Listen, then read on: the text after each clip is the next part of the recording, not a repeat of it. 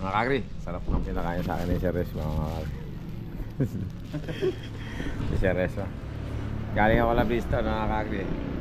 Nag-merienda muna ako dito. Bakit last practice na pala nila, ano? Ah, last practice niya eh.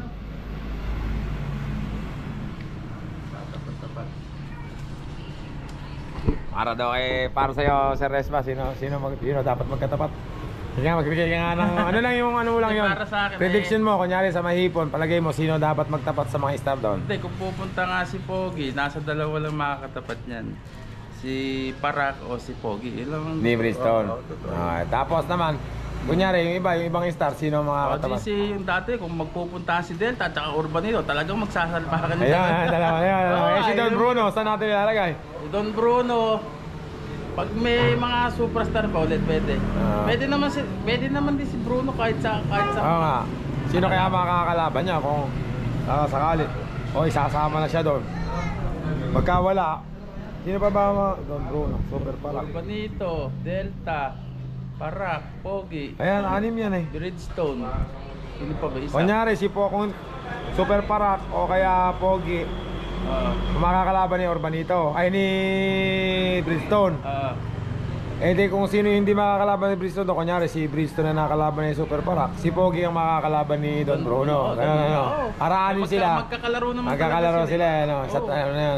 Magkakalaro naman talaga sila eh. Abangan na lang natin. Talagang meron naman silang tulin talaga. May tulin naman talaga eh. Talagang sila kumbaga sila nasa tuktok eh. Oo, sila.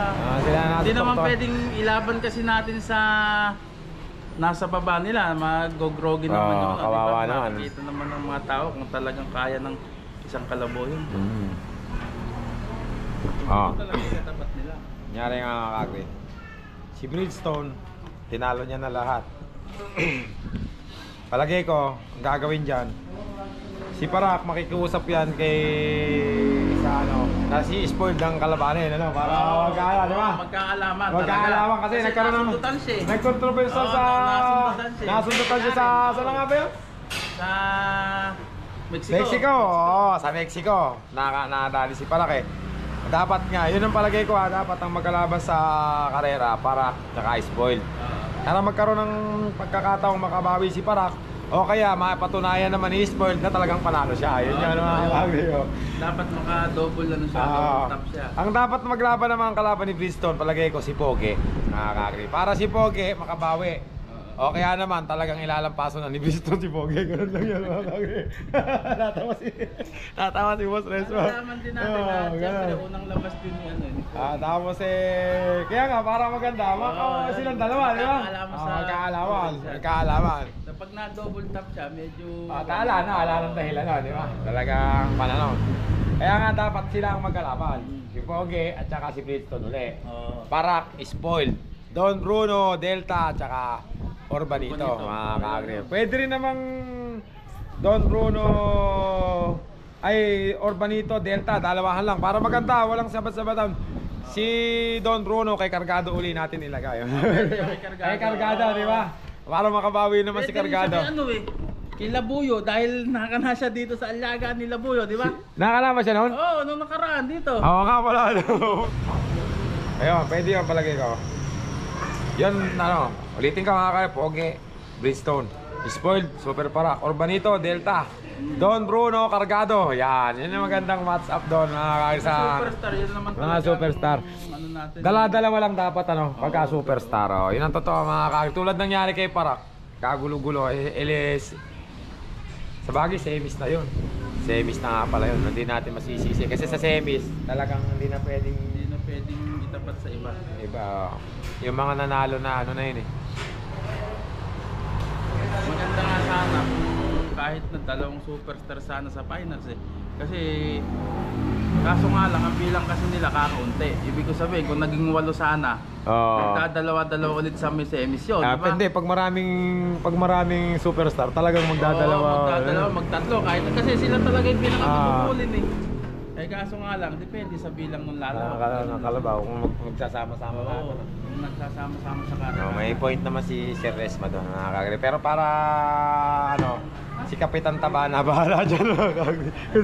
Kami nagbigay lang naman, tulad yan sabi ko sa inyo, dito sa account ko, ako ang hari dito. Kung ano sasabihin ko, ako masusunod dito. Opinion ko yung mga ano rito kasi aking account to. Ganun lang yan mga kagri. Binibigyan ko naman kayo ng pagkakataon na magbigay din ng opinion nyo. Libre, hindi ko binubura. Kahit pinumura nyo ako, hindi ko binubura yan. Hindi ko binubura yan kasi karapatan nyo magbigay ng opinion. Pero yung sasabihin nyo, tuturuan nyo ako, hindi pwede mga kagri. Talaga, sa social media talaga, lahat ng mababasa mo yun mga kagri. Hindi ko nga yun pinapayagan ko nga kayo na ano kanya, basta rito, ako ang ano rito. Kung ano yung ang pwede mo lang gawin, mag-comment sa ipinost ko kasi kung ano yung kung pipigilan mo ako para mag-upload, hindi mo kayang gawin sa akin 'yon. Kung ano yung dapat kong i-upload ko yan mga kagri. Tapos, ang karapatan niya ang pwede niyo lang gawin ay mag-comment. Sabihin niyo yung side niyo, sabihin niyo yung side nila. Ganun lang 'yan mga kagri. Para maliwanag mga kagri. Magkita-kita tayo sa Mahipon 19. Pagkatapos naman ng Hipon, Sir Resma naman sa yun, super derby yun mga kagri. 100,000 ang first prize ng Class A, 50,000 naman ang first prize sa Class B mga kagri. Maraming salamat. Thank you very much Resma sa merienda. Hanggang dito na lang yung vlog ko mga kagri. Magkita tayo sa Mahipon.